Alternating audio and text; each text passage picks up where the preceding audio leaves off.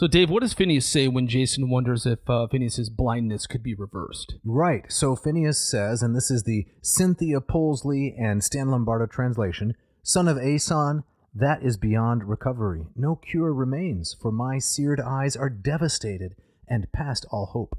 Instead, may a god grant me death straight away, and once dead, I'll partake of all splendid glories."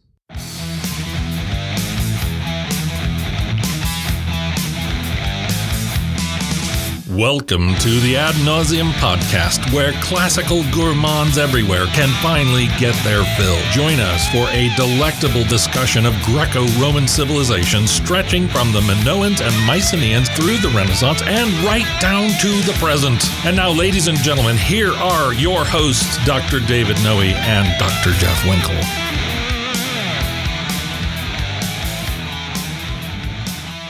Welcome, Ad Nauseam listeners, to episode 225 of the Ad Nauseam podcast.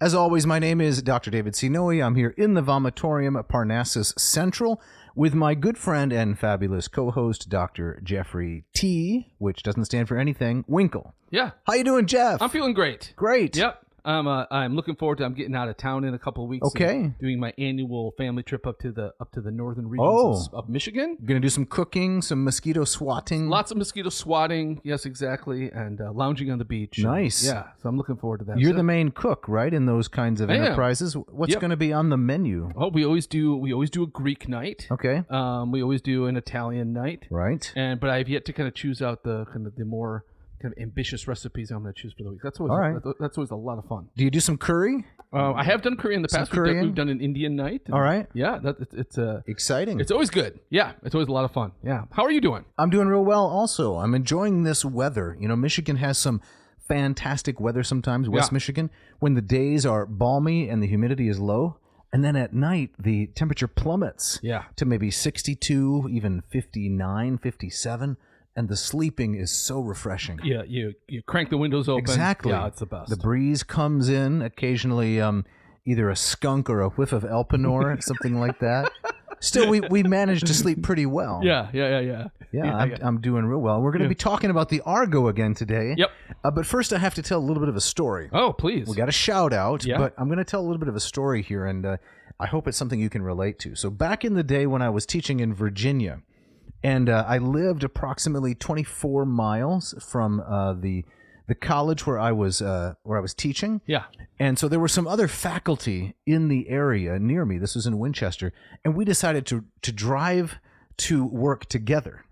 I mean, gasoline at the time must have been, a very robust $1.25 a gallon. Right. And we thought, this is outrageous. Yeah. We have to save some money. So we put together kind of a think pool. That's what we called it, right? Okay. And as we drove, we would talk about literature, and this is the days before podcasts, but there's some great material that took place within those four doors of my sedan. But we're driving over the Blue Ridge Mountains. Yeah, right, that part is true. The next part, and there's this tunnel that we have to go through every time. And as I would go through the tunnel, when I was driving, I would grip the steering wheel very tightly because the road inside the tunnel, it was rough. Yeah. And so the steering wheel would start to shake. And after many, many weeks, a whole semester of doing this, every time we would go through the tunnel, my wrists would start to hurt. Yeah. Quite a bit. It caused quite a bit of pain. It's because it was just so jarring. Correct. And I had to grip the steering wheel so tightly. Yeah. And it turned out to be kind of a condition that just dogged me for a long time, and it was really hard to get rid of. Well, what was going on with that? I mean, what did you get it diagnosed or anything like that? Yeah, it turns out I had carpool tunnel syndrome. Who would have thought? Man, right? Yeah, exactly. Well, I hope that's gotten better. It has. It has improved quite a bit. There are very few tunnels in Michigan. That's true. So we should be okay. Good. Should we pivot now to this shout out of all shout outs? Yes. All right. Okay. We got to be careful with this. We one. have to because it works a little blue, but thankfully we can do some bleeping at certain points and make it palatable for our family audience. Yeah, exactly. So this is actually from down south of the equator. Brazil. Right? From Brazil. Which is is a fascinating country. Did you know that all of North America will fit within, or at least the continental U.S., will fit within the confines of Brazil? It's that big? It's massive. Oh, man. It's massive. I would not have guessed that. That's right. Yeah, that's okay. Yeah, so we have no South Dakota listeners, but we have Oswaldo from Brazil. Yes. Yeah. So he writes, well, I think, why don't you take this? He wrote this and addressed it to you. Right, but I'm sharing it with you because really it's to both of us. Yeah. So Oswaldo, we won't give his middle or last name because he hasn't cleared us for that. Right. But this part, I think. He says, "Hail, Dr. Dave. I love your podcast and the cool banter between you and Dr. Winkle." All See, right. you get some banter cred. Yeah. He says, "I'm from Brazil, and yes, we have an Argo vehicle." Did we talk about that? Yeah, so this was in episode 223. Okay. We talked about how there's a Honda Odyssey. Oh, yeah. But there is no Argo. Right. And this is kind of like Corrigendum, right? Yeah. So in retrospect, maybe Will snuck down to Brazil to send us this. And he's kind of running an assumed name. I don't know. Yeah, I'm from Brazil, says Oswaldo. And yes, we have an Argo vehicle and a Kronos also. There's a Kronos? That's really interesting. Who's making these cars? I don't know. Yeah. Curiously, he says, it is a sedan version of Argo. That's fascinating. That's fascinating. You can't fit all that many people in that Argo. No, I wouldn't think so. Yeah. I wouldn't think so. Okay, Mishka, have the bleep button ready. Here we go.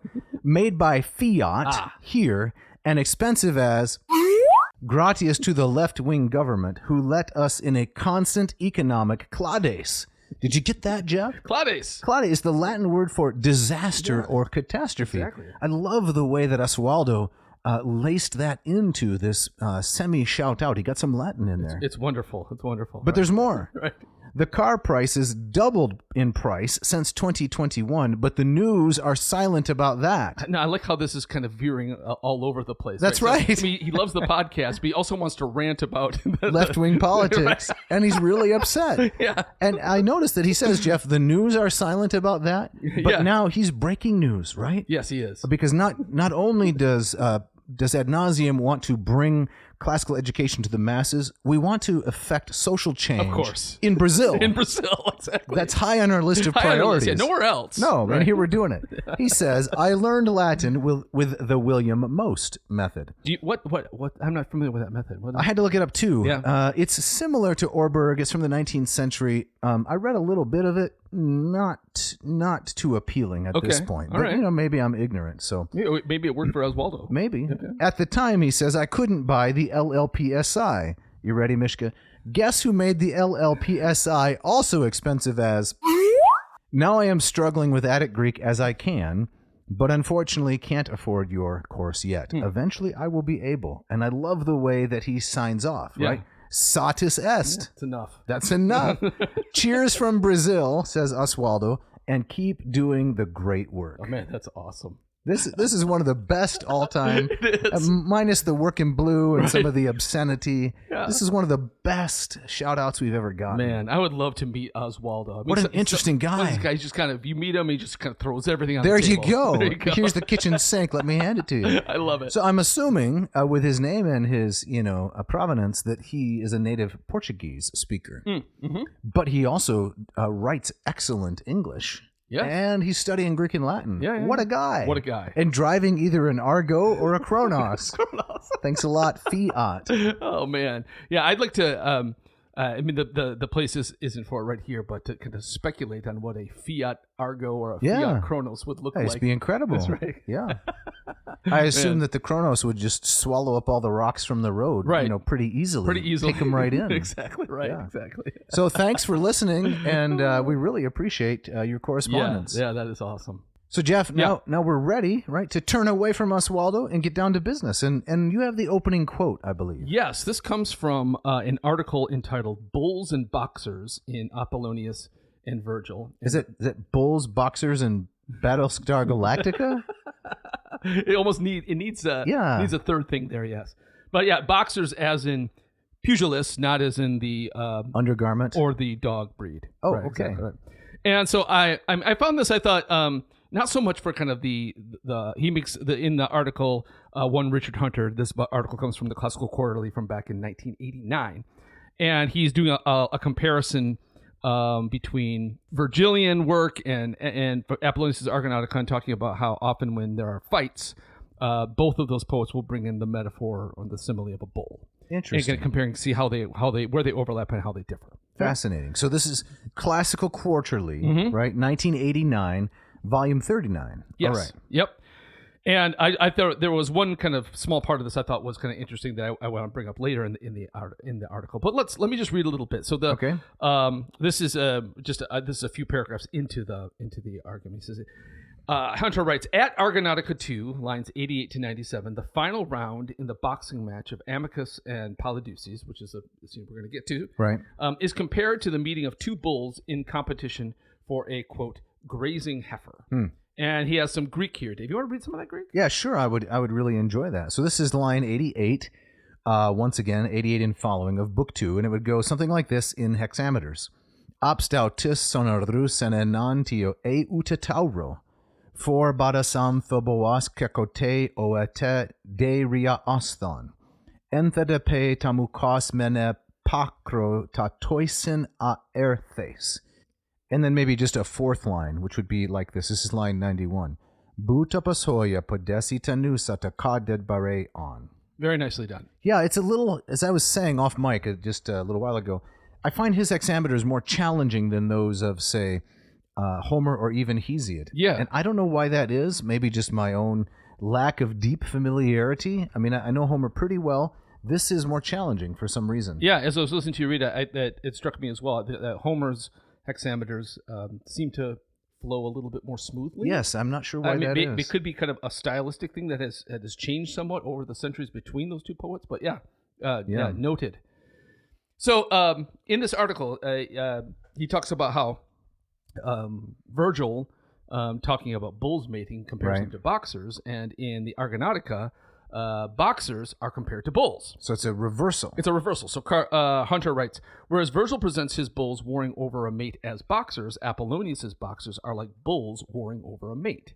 The simile of lines 88 to 89 leads into that of the lines 90 to 92, where Amycus is compared to a man about to sacrifice a bull. The tables are turned, however, and Amycus himself becomes the sacrificial victim. Genux eripin, line 96. It is appropriate for both a beaten boxer and for the bull at a sacrifice. And the heroes shout, and this is the part that struck me, suggests not merely the audience of a sporting contest, but also the ritual cry which attended sacrifice. And so that picked up, or that overlapped with a couple of things I was reading about the ways in which Apollonius is kind of modeling his epic on Homer, but also reflective of his own time, where it becomes something different. Right. And other scholars have noted is that whereas in Homer, things are often settled on the battlefield. Okay. And it's individuals trying to attain glory on the battlefield. Right. There are asteia. You settle things by war. Right. In Jason, things are much more framed as a athletic contest. Okay. And so even here, as we'll see, Pollux or Polydeuces kills Amycus. It is a kind of battlefield defeat, but it's within the context of a boxing match. Interesting. And this argument has been said is that one of the things that Apollonius is doing is kind of using the metaphor of an athletic contest as a way of kind of doing war without doing war. Right. It kind of almost is suggesting, or the argument it has been made is that his world has moved on from the stark brutality of the battlefield, and now we can kind of settle these things more in a more civilized fashion in a more gentlemanly manner, even though it leads to death. Right. In the case of Polydeuces. Yeah, I'm not saying I buy the argument entirely, but this is often part of a larger argument that, as we've talked about Jason, on the face it seems to be very kind of milquetoast and kind of in the background. Yeah. And the more charitable way to read that is that, well, no, Jason is a leader, but he does by delegation rather than stepping up and thumping his chest like an Achilles or a Heracles. Yes. Yeah. I was talking to a potential student. This is Jermaine, a young man who was interested in studying some Latin with me, and he was telling me about some of his interests, and he has a specialty or a subspecialty in 19th century dueling. Oh, really? Yes. Yeah. Pistols, right, at 40 paces or something like that. Yeah. And he was explaining to me that the selection of a second, right, the person who comes along, is really crucial, because the second tries to de-escalate things after they both miss, which is what typically happens. Right. They go to however many paces. They turn around. I've seen it in Looney Tunes, so I know it real well. Right. And then typically both sides miss. The second then has to step in and de-escalate things, with perfect sort of negotiation skills. Yes. So that was really, really interesting to me. I've always understood that as you almost expected to miss. Right. And that it's just kind of immediately showing up at the duel and towing the line is kind of proving your manhood. You're willing to do it, but you won't necessarily. So when Aaron Burr dropped Alexander Hamilton, he was guilty of a fox pass. He was breaking the rules. That's right. You're supposed to fire into the air or deliberately miss. But he shot. He shot him. And hitting someone with one of those musket balls, right, at any distance must have been incredibly difficult. Yeah, exactly. Because it's so inaccurate. Right. So there, to my mind, is a little bit of the combination of war and athletics, but it's an inappropriate combination in some ways. Yeah. Homer kept them quite separate, right? Right. So athletics is preparation for war, and I would say Virgil keeps them separate also. Yes, yeah. But Apollonius is doing something a little bit different? I think so. I mean, another thing that it also reminded me of is when we get to the scene, it strikes me as almost as a little ridiculous. Okay. And so basically the Argonauts stop at this next kingdom. Yeah. And the king basically says, "Hey, nobody leaves until they box me." Right? And it's almost like, I guess we have no choice. That's right. They couldn't have just said, forget this. We'll go to the next town over. No, nobody leaves Festivus without the feats of strength. Right. I mean, there is some suggestions in the language where basically the army of this king has come out and basically says, "Hey, if you don't box our king, things are going to go very badly for you." Yeah. Right. So interesting. There's a kind of there. But what it reminded me of is in the Iliad, right, where the duel, the aborted duel between Paris and Menelaus. Yes, right? the duomachia. Right. It's a similar kind of thing. It's like book 3, if I'm not both mistaken. sides are sick of this. Yes, it's gone on for almost 10 years. Let's just get it over. Get it over with, and let's just have the two principal actors. Correct.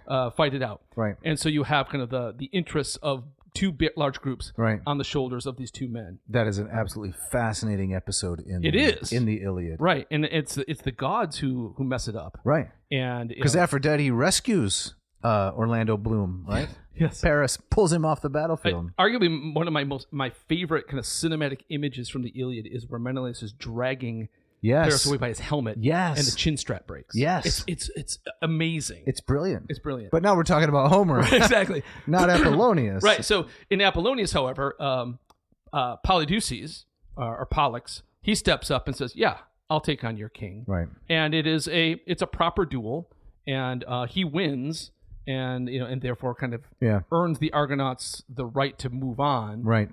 Even though that doesn't really happen that nice and neatly. Right. And so it's as opposed to in the Homeric says, "We'll settle this with a duel," right. But the duel fails and the war goes on. Exactly. Yeah. We should point out probably that Polydeuces or Pollux, he is the brother of Castor. Yep. Right. So he's the half brother of Helen and Clytemnestra.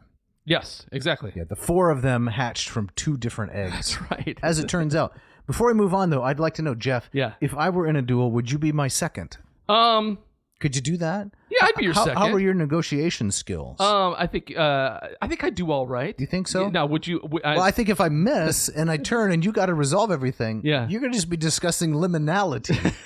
You're going to turn to the audience and say, "Now, you see, Dave was stuck halfway between life and death. Yes. He was in that liminal point." I'm not sure that's going to go well. Well, I think boring people to death is an effective de-escalation technique. We're both pretty good at that. Like I said, all right, do I have to stick around for this? I'm just going to wander off. Correct. Could I be your second? Absolutely. All right. You trust me with that? I trust you with that. Okay. Exactly. Yep. You would be dropping puns on them. That's right. Yeah, that's a possibility. Right, what are we going to duel now? Yeah, so maybe that would work. I don't know. Time for book 2? Time for book 2. All right, let's do it. All right, so let me just read from the Lombardo translation here, starting at the beginning of book 2.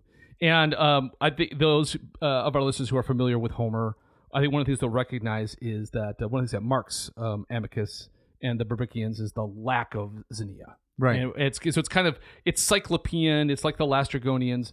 And then later in the book, I think we're meant to contrast with King Lycus, who they meet later, who is more like the Phaeacians. Okay. Right? So this is Amycus. Yes. And the Bebrycians. Yes. All right.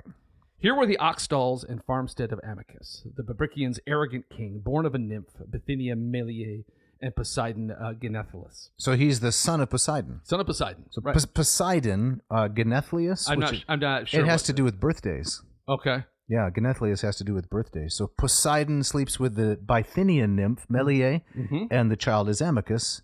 He's king of the Bebrycians, right? And this tracks, too, as we've talked about on the show, is that if you look at the lineage of Poseidon, that's where most of the monsters come from. That's true. And he's arrogant. He's arrogant. Okay. Right. As we see in the next line, he was the haughtiest man alive and had an outrageous law that no one could leave his land before challenging him in a boxing match. He had already dispatched in this way many of his neighbors. Now that sounds really tiresome, doesn't it? Yes. I mean, let's say you're driving past Amycus's farmstead. Yeah. Right? And you get a flat tire. Right. You're not going to go knock on his door and say, could you help me? I got a flat or I ran out of gas. Right. Because Amycus would say, sure, no problem. Yeah. And afterward, right, so we're going to throw down. We're going to throw hands.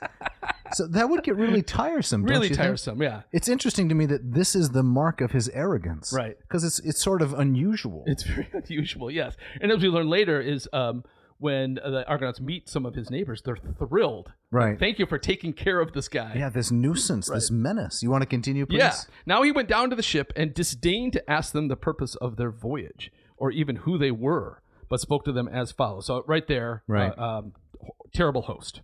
Well, because one of the marks of xenia, it occurs to me, is not just offering water, fire, food, and a place to sleep, but you have to have, or at least pretend to have, some natural curiosity about the visitor. Yes. He doesn't even bother to say, who are you and what's your purpose? What are you doing? Exactly. So that's the first mark of a lack of xenia. Lack of xenia, right. And then to take the broader contextual view. Sure. One of the things that's a marker of Apollonius' own age is a curiosity about different peoples and different lands. And so Amycus almost presents himself as a kind of a non-Alexandrian. Right. I don't know if you are a faithful listener of NPR. I'm not. No, neither am I, Yeah. as probably will surprise no one. But I do know of some of their advertising, and one of their tags, which I think is kind of flattering their audience, correct me if I'm wrong, is they refer to their audience as the curious class. Right? So that group of persons who are curious. Yeah. So that seems to me to be pandering to an audience in some ways. Yeah. But that curiosity is part of xenia. Yes, absolutely. Whereas our audience is actually the really deeply invested in the classics sort of group. The actual curious class, right? And impervious to pandering of any kind. Of course, right. Carry on. Right. So then Amycus speaks here, and I love this opening line. Listen, you seagoing vagrants. It's only right. You know our law says that no stranger who comes to the Bebrycians may leave until he has put up his fists in a bout with me. So pick out your bravest warrior and stand him up here to fight me in boxing. But if you trample on my decrees, you can be sure that everything will go against you. So there's the threat. So this guy's like John Wayne. He's just always just on the edge of breaking into some kind of a fist fight. Constant, just nonstop swagger.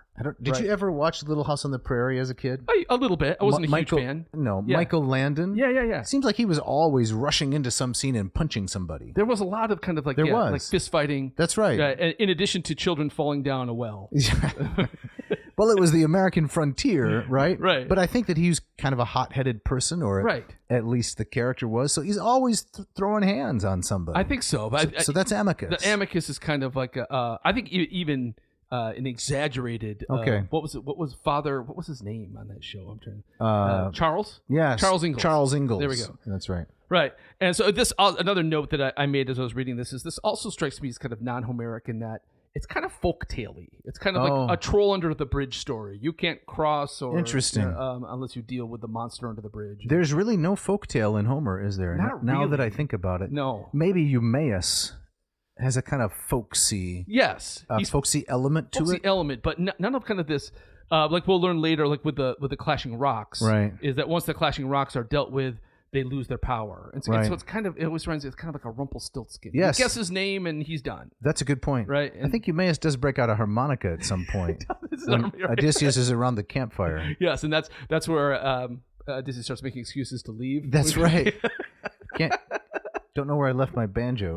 Right. Can I read some there next? Please. Okay. Yes. Thus Amycus in his arrogance, and they seethed with anger when they heard it. This would be the Argonauts. So again, he's baiting them, and they take the bait. Right. Polydeuces most of all. He stepped forward as his comrade's champion and said, "Restrain yourself and your ugly violence. Whoever you are will comply with your laws. I myself am perfectly willing to take you on." No, I love that detail is where Polydeuces says, "Whoever you are." Right. I mean, that's baiting too. So Amycus has got to be one of these guys like, "Don't you know who I am?" Exactly. Right? Don't you see my fists? Exactly. Hey, clearly you know my laws, right? And Polydeuces says, no clue. You're small fry. Yep. He spoke bluntly, but his opponent glared at him with rolling eyes. Then we get a lovely epic simile. Like a lion hit by a spear when hunters surround him in the mountains, and though pressed by a throng, pays no attention to them, but keeps his eyes fixed on the man who struck him first, but did not kill him. Then Tyndareus' son, so once again that's Polydeuces, laid down his finely woven mantle, beautifully wrought by one of the Lemnian women who had given it to him as a token of hospitality. Nice little callback. Yes, and also setting up the contrast. Right? Yes. So we could say that Polydeuces is mantled in hospitality. Right. He has to take off a sign of hospitality in order to do battle with Amycus. Yes. Excellent point. This monster. And the king cast off his dark two-ply cloak. Was that like a hefty bag? With its clasps. He's got some clothespins holding it together. Right. And the knotted olive wood crook that he carried. Then they both looked around and agreed on a spot close by, and told their comrades to sit in 2 lines on the sand. All right. So here, as going back to the opening quote, it is set up like an athletic contest. You got the bleachers on both sides full, right. And then you got the spot in the middle where the guys are challenging each other. Got people sitting down. Yep. They take off their cloaks. They're ready now. Yep. Just like Dares and Entellus, right? Yeah. In this would be book 5, the funeral games for Anchises. Yes. No doubt a great part of Virgil's inspiration. Yeah. So then we move on a little bit, and the fight is about to start. It's the rumble in the jungle. Yeah. The Thrilla in Manila. Exactly. Something like that. Yes, right. And it's told so well. It is. Lombardo and the other translator, they have done such a great job here. Yeah. So maybe I could just read 2 lines, and then you can take us into the heart of the fight. Yeah. Are you able to do that announcer's voice that they always use at the beginning of fights, right? Oh, like the "Let's get ready to rumble" guy. That guy. Maybe we can actually. Maybe if we don't have to pay for the rights, we're gonna have to pay. Okay. That'd be a nice little thing to clip to. Maybe, but we don't want to trigger Oswaldo, No. Blaming the leftist government. No. Right. Okay, so this is of the translation. We're in book 2, page 47, and we read this. When they had squared off, they raised their gauntleted hands, this means boxing gloves, in front of their faces and attacked each other in deadly strife. Right. So we learned Amycus actually he has he's got pairs of boxing gloves. He's got extras hanging around. Right. He throws them on the dirt to Polydeuces and basically says, "Okay, pick something that Suit fits. up. Suit up." Right. Yeah. Right. Yeah. Yes, and then just going a little bit further down, mid-fight. This was how their cheeks and jaws crashed and thudded, along with a loud chattering of teeth. Nor did they stop punching each other until they both started gasping. Standing a little apart, they wiped the voluminous sweat from their foreheads, exhausted, panting for breath. Then they charged each other again. And then this is actually from the opening quote. Like 2 bulls fighting furiously over a grazing heifer. Then Amycus reared up on tiptoe, as if he were about to slay an ox, and swung his weighted fist down upon his rival. But the hero pivoted aside from the attack. Stop right there. Yeah. That's the word we don't like. Pivot. Right. Is it playing basketball suddenly? Right. Yeah. Sorry, I'm ruining it for the audience. I'm ruining it. So Amycus rears up on tiptoe. Yes. Right? He's going to slam down on the head of Polydeuces like he's slaying an ox, and that's going to end the fight. He's probably used this signature move over and over and over. It's worked on all the neighbors. Yes. Right? He's cleaned out the entire HOA. But here comes Polydeuces. Right. Not going to work. Right. And in some lines that we did not read, Apollonius makes the point that Amycus is huge. It's kind of a David versus Goliath thing. And so he's a huge brute of a beast. Yeah. Again, child of Poseidon. But not skillful. Not skillful. He relies on just his brute force.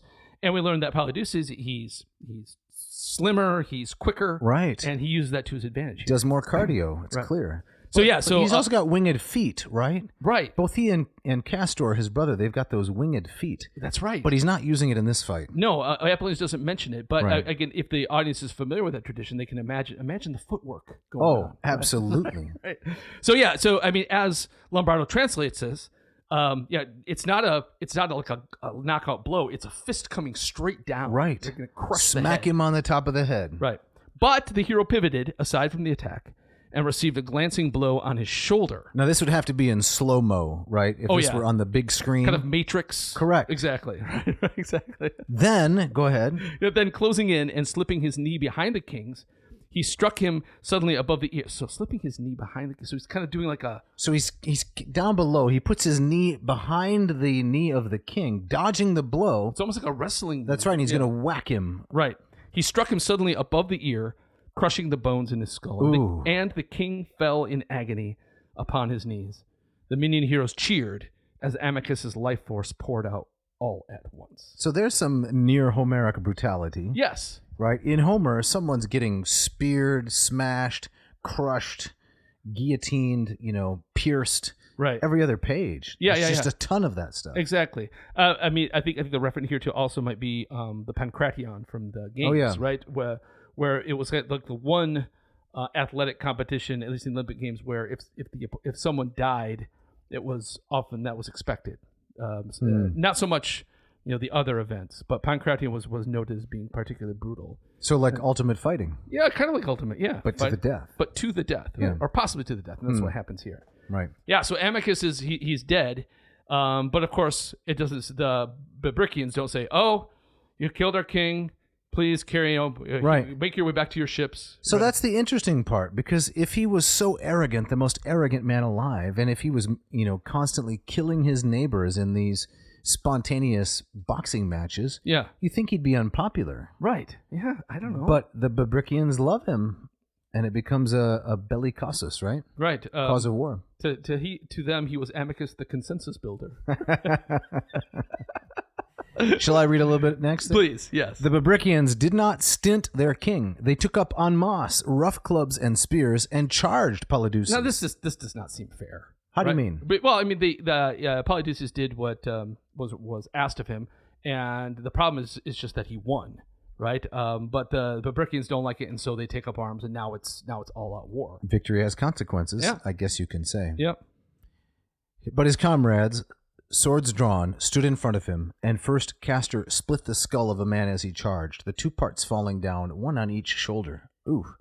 Polydeuces killed Mimas and huge Itomeneus, kicking one beneath his breast with a sudden leap and sending him into the dust. So that's Karate Kid.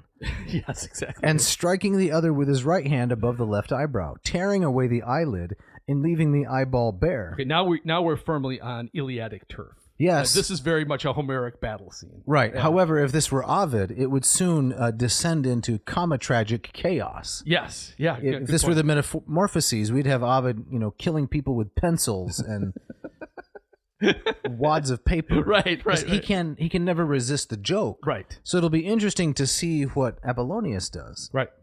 Then Arpy Days, one of Amycus's audacious men, wounded Talaeus, Bias' son, in the side, but did not kill him. The bronze just grazing the skin as it slid under his belt, but not penetrating flesh.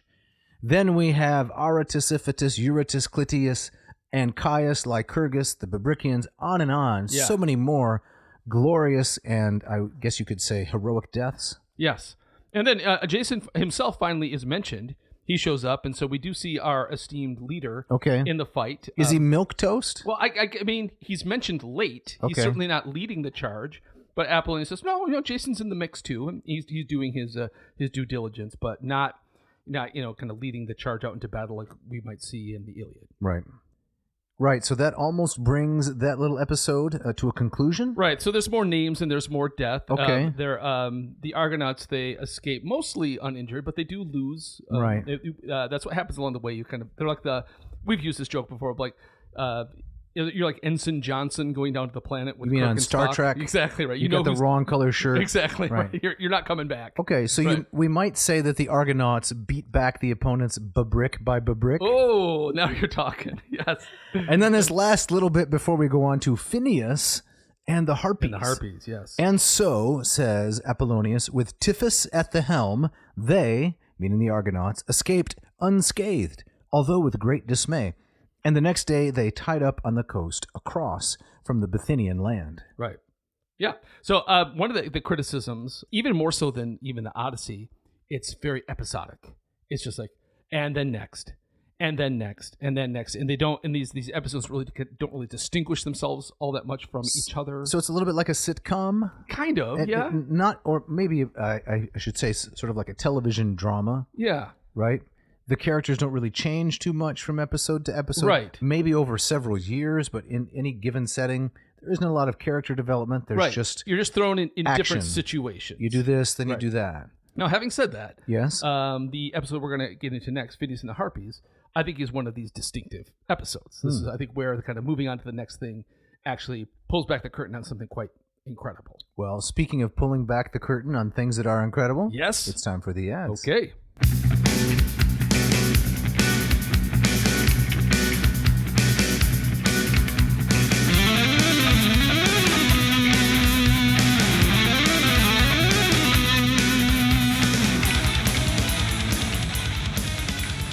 This episode of Ad Nauseam is brought to you by the good folks at Ratio Coffee. Jeff, Ratio Coffee, the brainchild, the brew child of that wonderful entrepreneur, Mark Helweg, started out in Portland, Oregon, answering this question: why can't the home coffee making game, why can't it be taken to the next level? Yeah. So Mark stepped in and he did just that. He did. He offered xenia to lots of coffee drinkers. Yes, he did. All over the world. That's right. First with the 8, then with the 6, and now we're on the 4. Right. He said, why waste your time going to these overpriced places and going through the drive-thru and then kicking yourself for spending so much on a cup of coffee?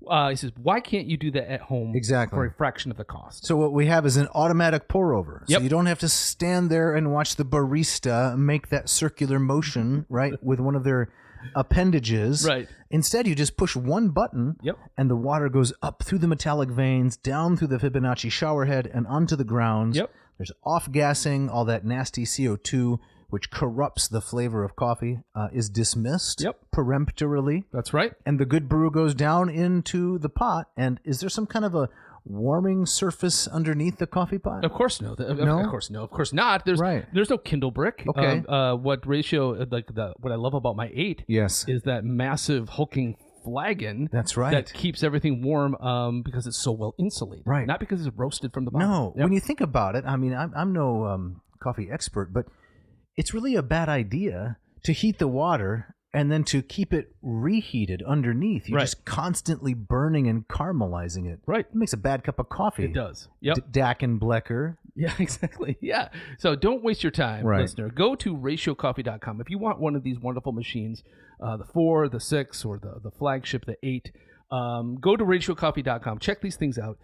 And don't forget to add after ratiocoffee.com/adnauseum. There's a V in nauseum, don't forget. That's right. And then if you put in this coupon code ANRatio2026, Dave, that will get them $20 off any machine of their choice. Yes. It's great coffee.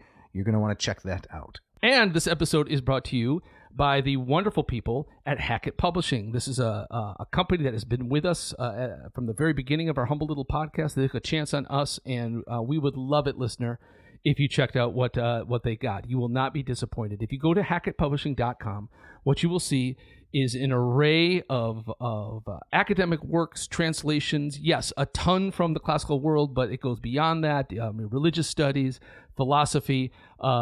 It's fun just to kind of click through their catalog. So, Dave, do you have the catalog open? What do you see there? Right. So I'm on the homepage here, and then I clicked through to the signature editions.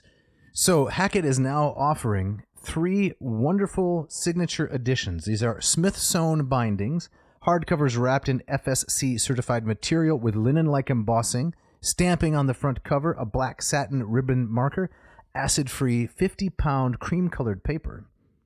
Sounds pretty good. Very good. Yeah. So the Confessions, the translation of Thomas Williams, the Hackett signature edition, also the Nicomachean Ethics by Reeve, translated by Reeve from Aristotle, the Genealogy of Morality, that is the Nietzsche text, as translated by Maud Marie Clark and Alan J. Swenson. So 3 beautiful signature editions. Now, if you're a student out there, right, you're trying to make it through undergrad, you're trying to study something like history, philosophy, and you need to get books inexpensively. Maybe you're studying chemistry, biology, something that's actually going to lead to a career, but you also need to take some gen ed kinds of things. Right. Then you can be very happy that Hackett offers $8.99, $10.99 paperbacks, Lombardo, Descartes, all of that. But they also offer these fantastic signature editions that are worthy of any library. Yeah, you can get it all, right? And so, yeah, like if you're a student, you're going to find a high quality product. It's gonna look good. It's going to be attractive to look at. It's going to last you a long time. The authorship is going to be high quality, and it's not going to break the bank. So, do yourself a favor. Go to hackettpublishing.com and click on the books that you want. Drop them in the satchel, and if you use this coupon code AN2026. That will get you 3 things. Yes, Dave, what are those things? First, 20% off your entire order. Second, free shipping. And third, the satisfaction of supporting this podcast. Check it out.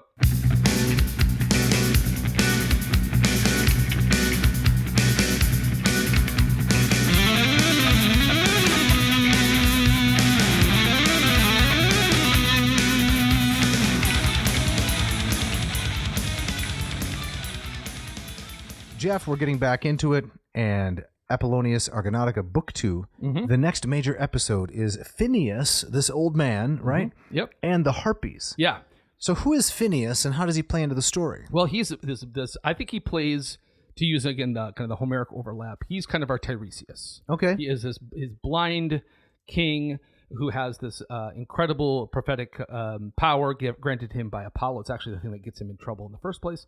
And it's ultimately he's the one who kind of sends the Argonauts on their way with a lot of information of how they can get to Aea and deal with King Aeetes. Okay. And so in the same way that Tiresias, tells Odysseus in the underworld, things he can expect when he gets home, and these are the challenges ahead and the journey that he has to take even after everything's done.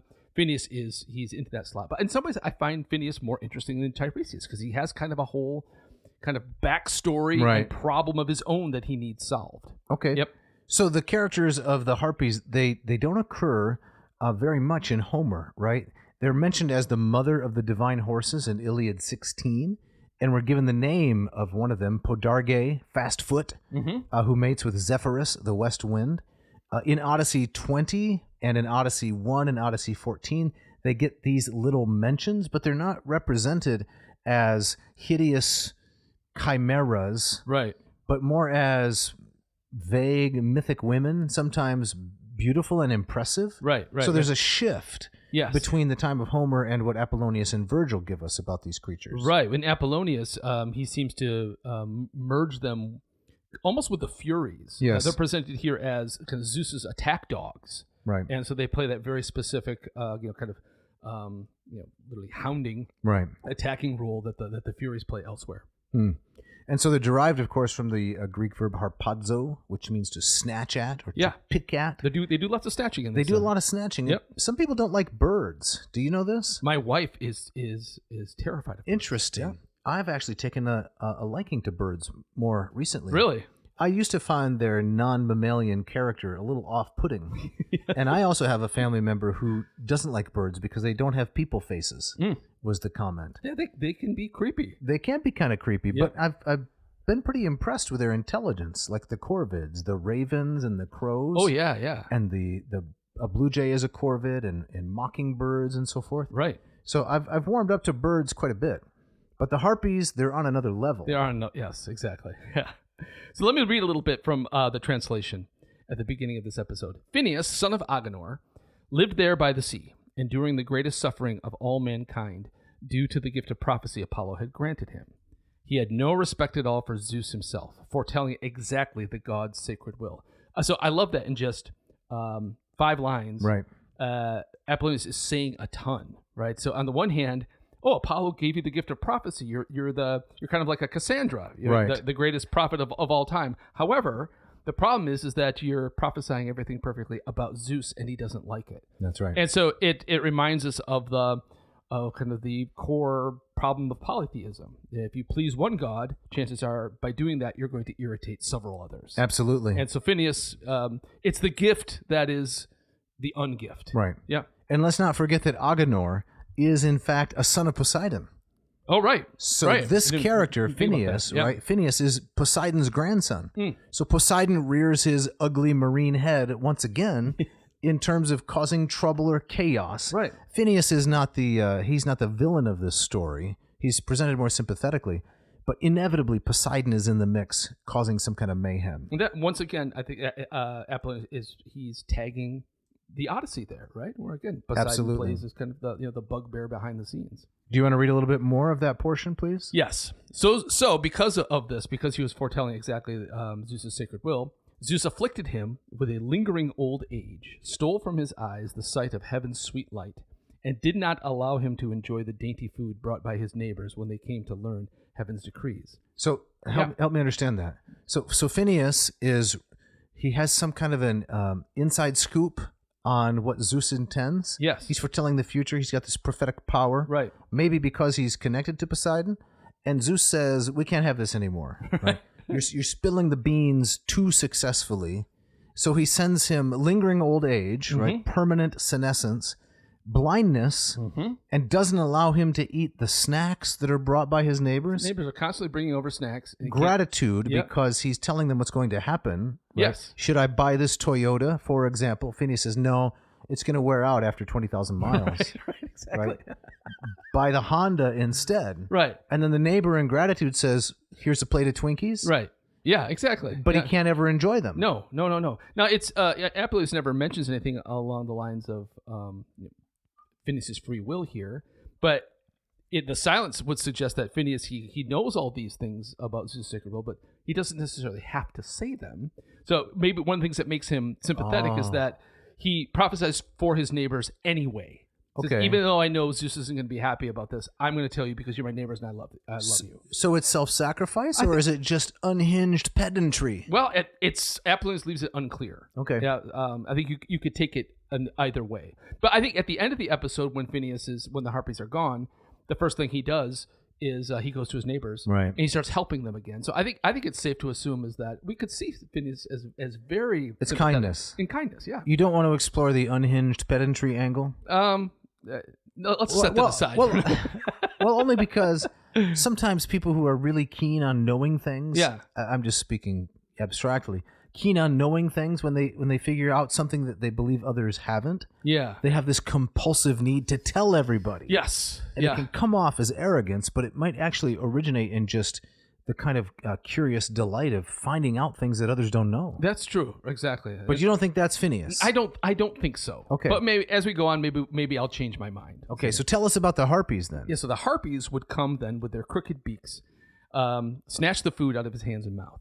Sometimes they would leave not a morsel of food, sometimes just a little, so that he might live to suffer even more torment. So I love the but part of the torture is that Zeus isn't even allowing Phineus to die. Yes. Right? And even keep himself alive a little bit, he has to eat these scraps that are given left for him. So it's a little bit like Prometheus. We did an episode on Prometheus, right? Mm-hmm. Chained to the rock. This is the Aeschylus tragedy. Yep. And the vulture comes and eats his liver. Yes. And then it grows back. Yes. So this is similar because it's a permanent kind of suffering, and it just goes on and on. On and on. Yep. But the Harpies leave some crumbs. Yes. Like half a ding-dong or something like that. Yeah. So he just gets a taste of the creamy filling. Right. But then he can't ever have a full meal. Right, exactly. And as we'll see here, it gets even worse. Okay. And then they shed a foul stench over everything. So they leave the scraps, but then they stink it up. Okay. So when I used to teach this in classical myth, we would spend a few days on this 4-book epic. I would compare the Harpies to giant pigeons. Yeah. Who would come and hover over your summer picnic in the park. Yeah. And do you think that's an apt image of what's happening? Yeah, I like that. That means pigeons sometimes described as kind of flying rodents. Correct. Right, yeah. So you break out the potato salad, you break out the nice bucket of fried chicken from KFC, you get out the watermelon, and in swoop the pigeons. The pigeons, the Harpies. And they leave a foul stench over everything. Right, and then everybody loses their appetite. Correct. Right. So he says, they shed a foul stench over everything, discouraging anyone from bringing the food to his mouth, or even stand at a distance. So disgusting was the smell of the leftover scraps. Okay, so it's not their droppings. No. It's the scraps. The scraps, and they're somehow befouling this with a smell. Well, maybe their rotting nature is accelerated. They rot faster than normal. Right, something like that. Yeah, whatever it is, it sounds awful. Now, I also think, remember when we were talking about the Lemnian women? Yes. You know, different versions of the story is that they were also kind of made stinky by Aphrodite. Correct. Maybe one of the reasons Apollonius left out that detail because he wanted the stink of the harpies to hit harder. He can't have two Let's stink. concentrate the stink in book 2. Yes. And leave the stink out of book 1. Right. Okay. Exactly, right. Makes sense. He didn't want to repeat himself. Authors have to make choices, of course. Right. But as soon as Phineus heard the crew's voices and their tramping feet, so now the Argonauts are coming. Right. He knew they were the men at whose coming the oracle had foretold he would finally enjoy his food. So he knows he's blind, but because he's this great prophet, he says, "At last, my liberators are here. This will end, Yes. and I'll be able to enjoy a full meal." Yes, Can I pick it up there? please." He rose from his bed like a lifeless dream and hunched over his staff, groped along the walls as he edged his way to the door on his withered feet, his whole body trembling from weak old age. His dry skin, crusted with dirt, was all that held his bones together. He limped from the hall and reclined at the courtyard's entry, enveloped by a hazy stupor. This is a really good translation. It is. The earth reeling beneath him as he lay weakly in a speechless trance. When they saw him there, they gathered around him and wondered. At last he drew a labored breath from deep in his chest and spoke prophetically. I'm almost picturing he's shriveled like Yoda. Yes. Right. Just kind of clawing his way down the wall. Right. Right. It's like you on a holiday, right? When you're not in at CC. Yes, exactly. Headed down to the ratio 6. That's right. Yeah. Exactly. Can you do a nice voice for us here? A Phineus voice for what comes next? Oh, on the spot. I don't know. Quavery old man kind of voice? Listen, most valiant of Hellenes. I don't think I could keep that up over several Okay. rounds, right? Listen, most valiant of Hellenes. If it is truly you whom Jason leads after the fleece on the ship called the Argo. So right there, I get 2 lines. He basically tells him, I already know everything about you. That's right. At a cold-blooded king's command, surely it is you. My mind still knows all things through its divinations. Leto's son, I thank you, Lord, despite my grave afflictions, which would be Apollo. Yes. By Zeus, god of suppliants, highest terror to wicked men for the sake of Phoebus, I beg you, and of Hera herself, and above all other gods, under her care you have come, help me. Save a hapless man, a wretch from ruin. Don't callously sail away, leaving me behind in this state. Not only has the fury Erinnys trampled my eyes, and do I drag on in old age to its dreary, tedious end, but besides all these evils, the bitterest evil of all still looms over me. And he goes on to talk about the harpies. He's swooping down, taking his food, and making him sick. That's right. So how does he get out of this? Well, basically, Phineus gives him the script. Castor and Pollux once again, right? Yeah, well, yes. Actually, no. He says it's ordained that the sons of Boreas put a stop to these plagues. So that's a certain Zetes and Cales are the sons of Boreas. Another kind of divine pair.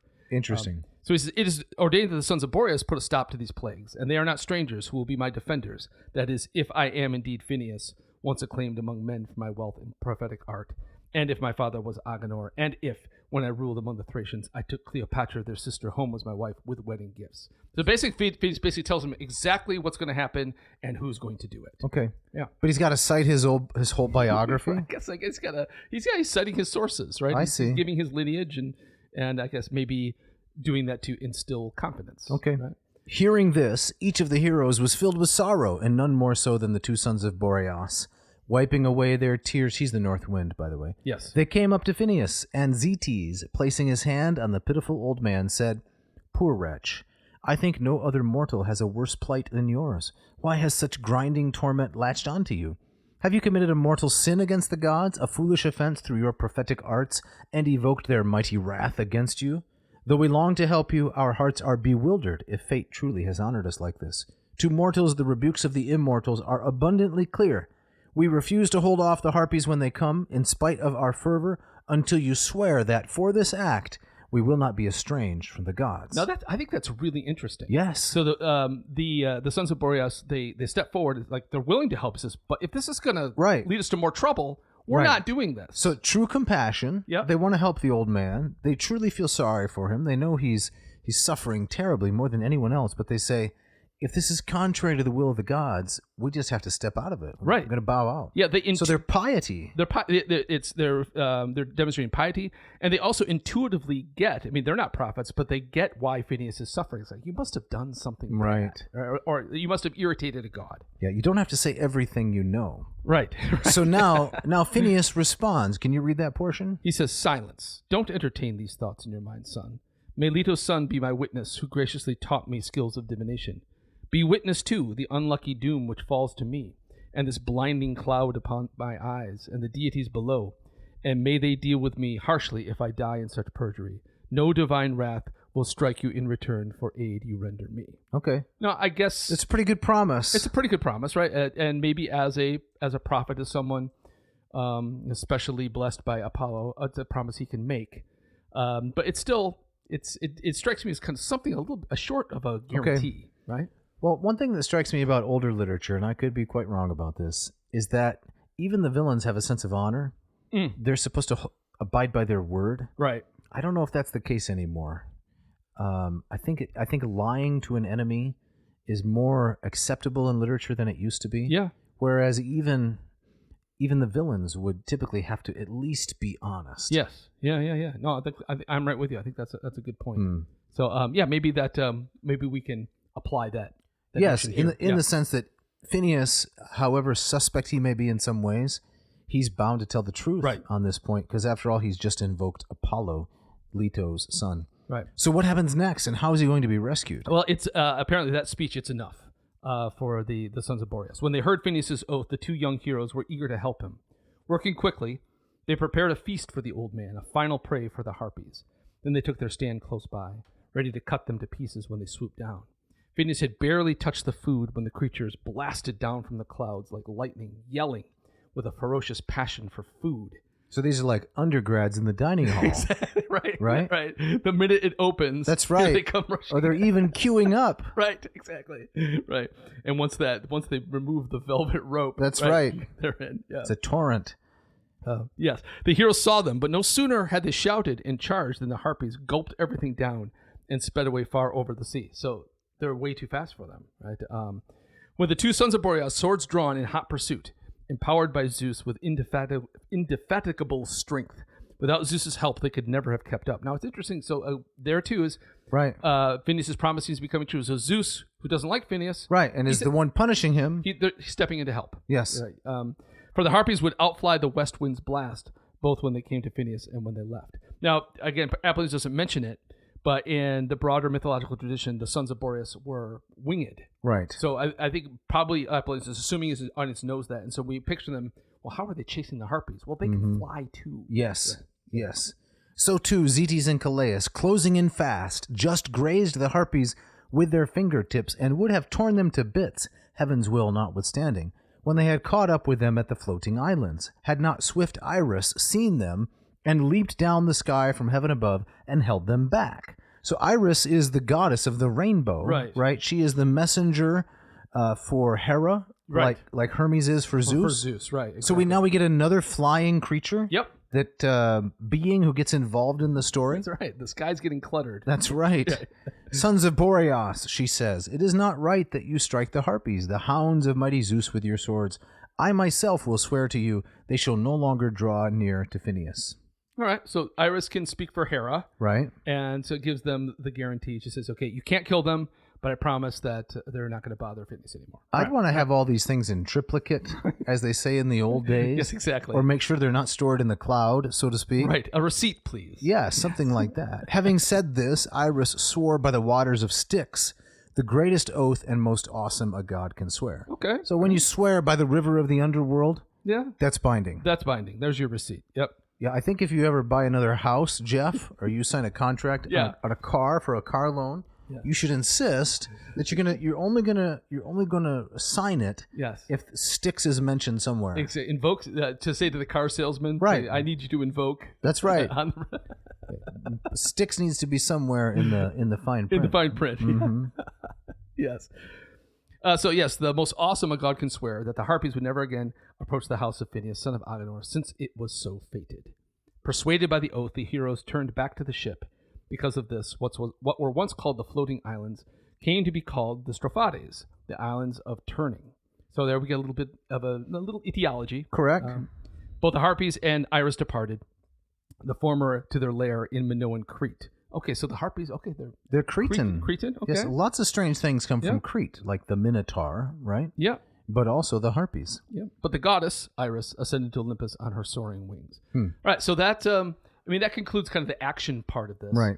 And then the episode wraps up with Phineus prophesying to the Argonauts, basically saying, this is what you're going to encounter along the way. Basically kind of lays out the foreshadowing, the script. Not everything, of course. It would be incredibly boring if Phineus just said word for word what was going to happen. But like Tiresias in the underworld with Odysseus, he gives them the Argonauts a clue about what's next. And then we also learned that he returns to prophesying and helping his neighbors. And his neighbors start bringing the snacks again. Yeah. So you're referencing Book 11, the Naquia, right, of the Odyssey, A Pain in the Naquia, as it was entitled on a previous episode. Right. Tiresias foretells the future to Odysseus. In the Aeneid, I guess it's going to be Book 6, Anchises, the deceased father of Aeneas, foretells the future of the Roman heritage and lineage. Now we have Phineus in this epic foretelling to Jason what's going to happen for the rest of the epic. Right. But leaving out some important details in order to maintain a sense of suspense. Yeah, and I wanted to jump to page 57 in our translation. All right. Because I think we do see Jason step up a little bit and play the proper role as a leader. So Phineus has given him this long prophecy. Before you read that part, though, does the prophecy explain how he's supposed to win over the fleece? How he's supposed to do those kinds of things? No, he leaves that element side. He kind of most famously tells them, "You're going to come to these clashing rocks." Okay, this will be an episode we'll get to in the next episode. But he does tell him about the fleece. He tells him about the fleece, and that it's being guarded by a dragon monster. Right, but doesn't give him all the details. Right. So as we'll learn, this is where, of course, very infamously, Medea has to step in. But on page 57, we read, "Thus Phineus, and as they listened, they were seized with fear. They sat a long time in silence, until at last Jason, in a quandary at their plight, spoke. 'Old man, already you've come to our journey's end, and offered a sure token, one we can trust for a safe passage through the detestable rocks to Pontus. But whether we'll return home to Greece again, after we've escaped in our flight from these dangers, that is counsel I should also welcome from you. What should I do? How will I retrace through the sea a course so formidably grueling, being an untrained captain with an untrained crew, to say nothing of the fact that Colchian Aea lies on the very edges of Pontus and of the world?'" Now this is striking, and I like this about Jason. Okay.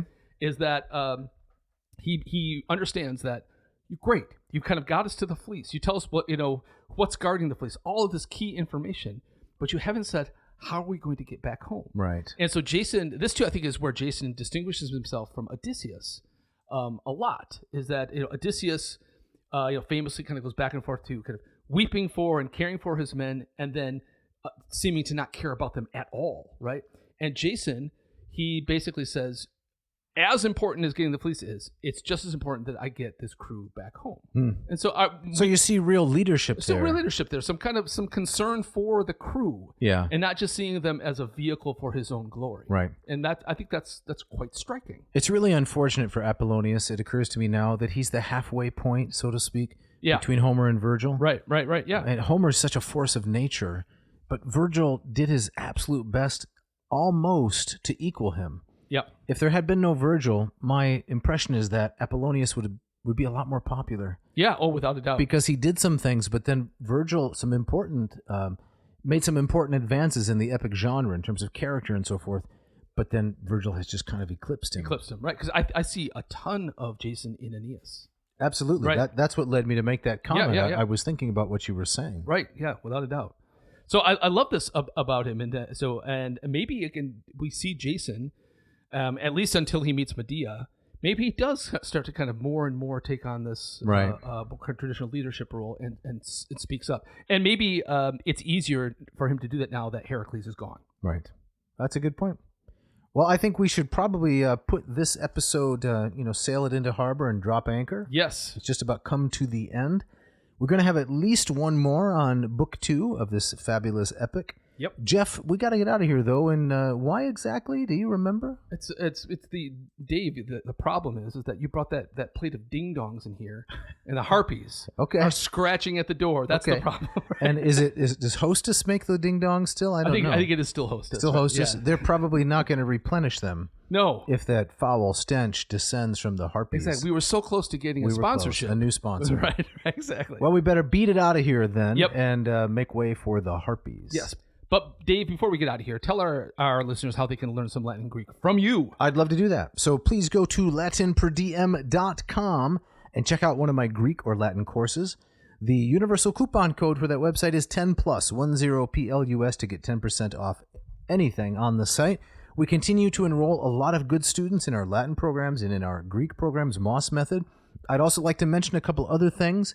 Moss Method for Greek is now available as an app. Now, you don't get the full course, but you do get all of the readings with audio and translation. And then if you want to go deeper, you sign up for one of the courses. But if you think, Dr. Noe's talking about his Moss Method all the time, and sure, it's alliterative, but do I really want to learn Greek, and is it worth the price? You can download this app for $1.99. Ooh. That's pretty cheap, isn't it? Not bad. Yeah, that's not even the cost of a marsupod. And then you can see if the Moss Method is for you. It's available on both Android and at the iOS, the Apple Store. We also have the Calvin's Latin Bible app that's doing really well. We're getting close to 1,500 users worldwide. Fantastic. People are really enjoying it, so please check that out. I also want to make a special appeal here. My longtime YouTube channel, youtube.com/LatinPerDiem, we are almost to 10,000 subscribers. And that's kind of a milestone for me because I've been working on it for 11 years. Wow. Something like 9,700. If you are listening to this program and you want to support the work that we do, it wouldn't take very much effort to find my YouTube channel and subscribe. Yeah. You never have to watch it. You never have to learn any Latin. You just want to pad your numbers? I just want to pad my numbers. Phineus would do it. He would pad the numbers. Without a doubt. So please, if you're considering that, I'd like to ask you to check that out. Awesome. Jeff, we have some people to thank. As always, Mishka, our wonderful engineer, thanks to her for turning this around so quickly and so professionally. Jeff Sheets. And Mishka leaves no stench. No stench whatsoever on any of the episodes. She swoops in.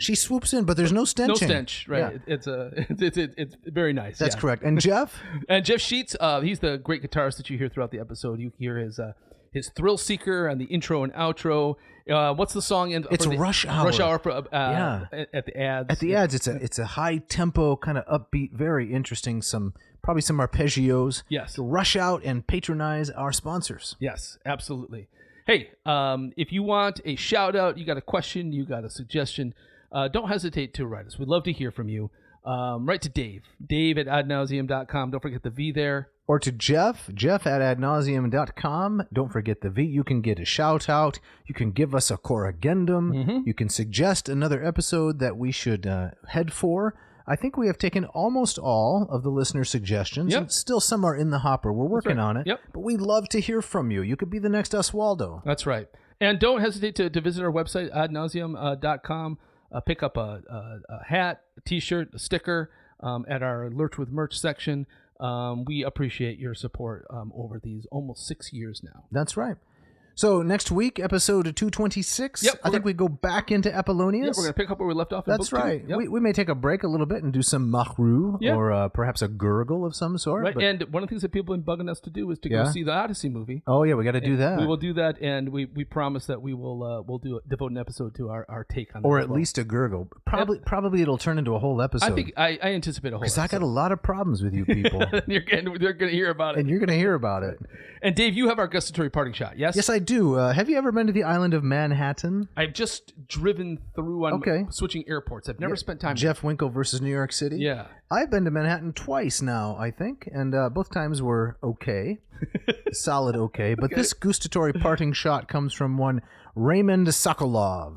I don't know who he is or where he wrote this, but it is fascinating. He says, Manhattan is a narrow island off the coast of New Jersey devoted to the pursuit of lunch. I can appreciate that. Thanks for listening. Thanks.